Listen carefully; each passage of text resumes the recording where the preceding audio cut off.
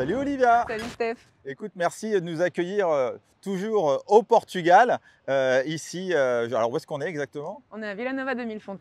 Ok, donc c'est un peu au sud du Portugal, hein, c'est ça? Ouais, c'est au sud-ouest, Sud-ouest. entre l'Algarve et la région de Lisbonne. Ok, alors un grand merci parce que, écoute, comme tu peux le voir, on est en train de faire une web série sur toute la gamme Axis. Donc on va aller voir toutes les gammes une par une. Là, on est en train de faire la deuxième vidéo, mais en tout cas, n'hésite pas à voir celle qu'on a fait avant et puis toutes les autres que tu peux retrouver sur la chaîne YouTube de Foil Magazine ou sur le magazine Foil Magazine. Alors, Olivia, on a parlé tout à l'heure de la Fireball et là, on parle de ça, on parle des PNG. Ça veut dire Pump and Glide. Ok, donc pomper et en français, pomper et glisser. Ouais, Bon. Il faut tout traduire en français. Ouais. Ah, c'est le but de ces vidéos, hein, c'est de faire des vidéos françaises sur la gamme Axis. Mais bon, on a le droit de parler un peu anglais quand même. Hein. Ouais, un petit peu quand même. Et un peu portugais si tu veux. Allez. Ok. Olivia, déjà, première chose, on le redit à chaque fois, mais chez Axis, au niveau des tailles, on ne parle pas en centimètres carrés. On parle en envergure, ouais. Voilà. Du coup, on va calculer le span de... Et voilà, je reparle anglais tout de suite. Tu vois, le span. Parce que du coup, tu peux avoir une taille en centimètres carrés qui soit vachement différente et vachement avec des programmes différents en fonction du span, du coup. La gamme PNG, tu as combien de tailles? Il y a combien de foils différents? Alors, et en fait, ça va de 1310, du coup, c'est vraiment pour les grands gabarits. Moi, la 1310, c'est pas une aile que je peux utiliser, que j'avais commandée en me disant, ouais, il y a tout le monde qui l'utilise sur Instagram et tout, je vais la prendre.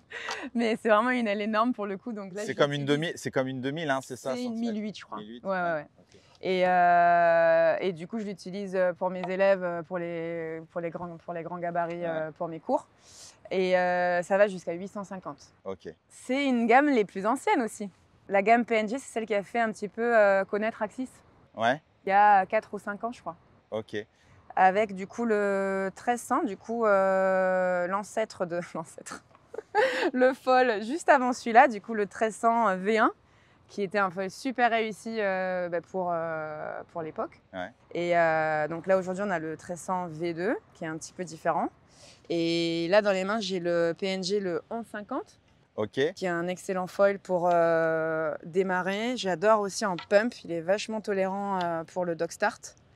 Comment on dit ça en anglais? En français, on dit dog start. Dog start, en partant du bord, en partant du bon. Et en fait, voilà, c'est vrai que dans les foils, l'intérêt, c'est toujours d'avoir le meilleur lift avec la meilleure glide, la meilleure glisse. Ouais. Et ces foils-là, ils sont quand même vachement énormes. Hein. Ils ont un profil hyper gros. Mais ça reste des foils. Moi, tu vois, je fais 65. Ça dépend des saisons. Je fais entre. Tu n'es pas obligé de nous le dire, Olivia.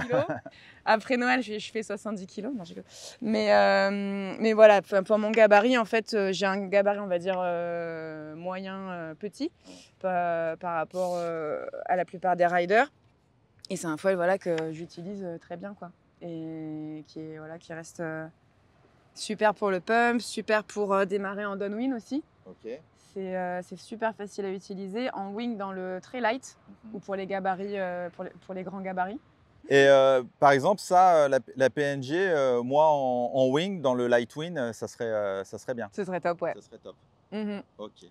Alors là, tu nous as ramené la PNG et la PNG V2. C'est quoi la différence entre les deux? La 1300, la V2, elle est un tout petit peu plus petite, elle a un tout petit peu moins de lift, mais la glisse n'a rien à voir. Ah. C'est-à-dire que c'est vraiment... c'est une vraie évolution. C'est une vraie évolution et c'est vraiment un super foil parce que moi, du coup, j'utilise pas mal en pump. C'est beau. Hein. Et ça va être l'aile pour démarrer le downwind qui va vraiment bien accélérer pour sa taille. Là, du coup, on est sur une 1632 cm². Okay. Et voilà, en fait, elle tourne vachement mieux que la V1. Et c'est toujours en fait la même recherche. C'est toujours avoir le plus de lift possible et la meilleure glisse et tourner le mieux possible par rapport au fait que celle-ci, elle est quand même faite pour glisser longtemps ou relativement longtemps par rapport au fait qu'elle décolle super tôt. Okay. Parce qu'on a des ailes chez Axis qui volent beaucoup plus longtemps, par exemple, pour le pump. Ouais. Sur les lacs suisses, on a vu ça. Ouais. Et donc celle-ci, voilà, elle va avoir un super décollage et on va pouvoir l'emmener l'emmener assez loin pour son gabarit. En termes de programme, on peut faire quoi comme pratique avec les PNG? Un peu de tout? On peut faire, en fait, ouais, on va dire que c'est une aile quand même vachement polyvalente. On peut faire du pump, c'est quand même une aile qui est faite pour ça. Ouais. Le wing dans le petit temps et le downwind débutant. Ok. Du coup, downwind débutant, voilà, ça part super bien. Faut pas hésiter quand on débute en downwind de reculer le mât sur la planche parce qu'on veut que la planche elle glisse en touchant l'eau, en archimédien. Et vu que c'est des ailes qui portent vachement tôt, enfin vachement bien, si on met le mât trop sur l'avant, en fait, on va se faire un peu secouer comme ça va voler trop tôt. Donc reculez bien vos mains sur vos boards quand vous utilisez ces boards-là, ces foils-là, parce qu'effectivement, en fait, le lift est assez impressionnant. Et du coup, après, quand on décolle, on va reculer son pied avant, reculer un peu son stand sur l'arrière pour pouvoir contrôler le foil et voler en downwind. Yes, et donc comme tu parlais du mât, moi je vais te parler du fuselage. En termes de compatibilité de fuselage, là, les deux, on peut mettre le même fuselage? Alors là, on est sur un fuselage rouge. Ah, c'est ça. Ici, on est sur un fuselage black. Ok. C'est des évolutions de fuselage voilà, chez Axis.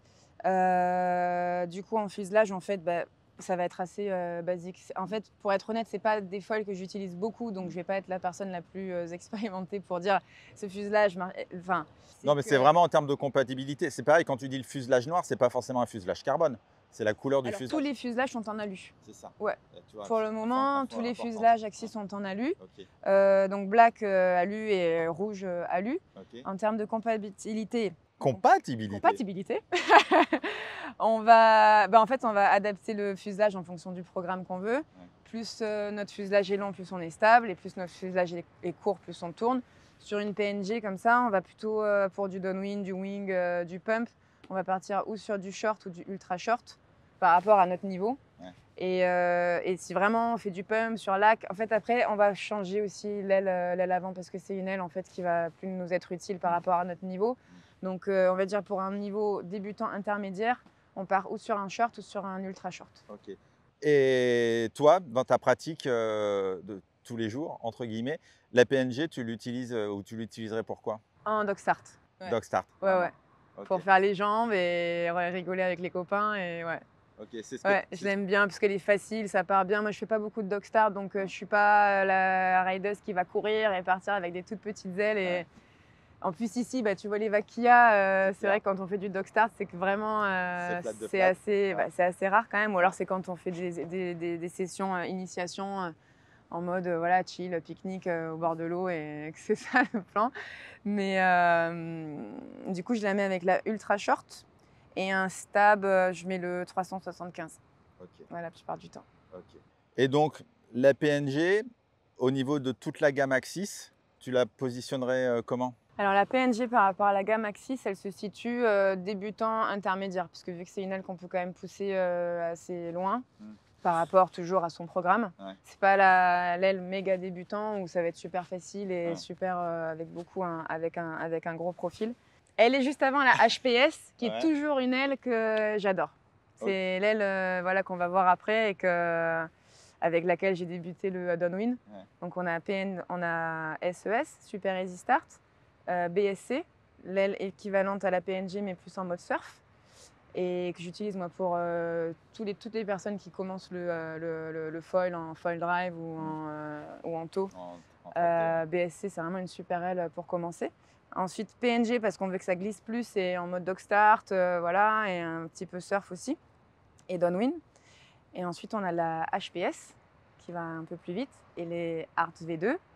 Et ensuite on s'arrête là parce qu'on va voir dans la prochaine vidéo. Exactement. Bon, super. Merci beaucoup Olivia pour toutes ces précisions sur la gamme PNG. J'espère que cela vous sera utile, mais je n'ai pas de doute là-dessus. Encore merci pour tout et puis on se retrouve pour les prochaines vidéos sur les prochaines gammes. Avec plaisir Steph. Salut, ciao ciao.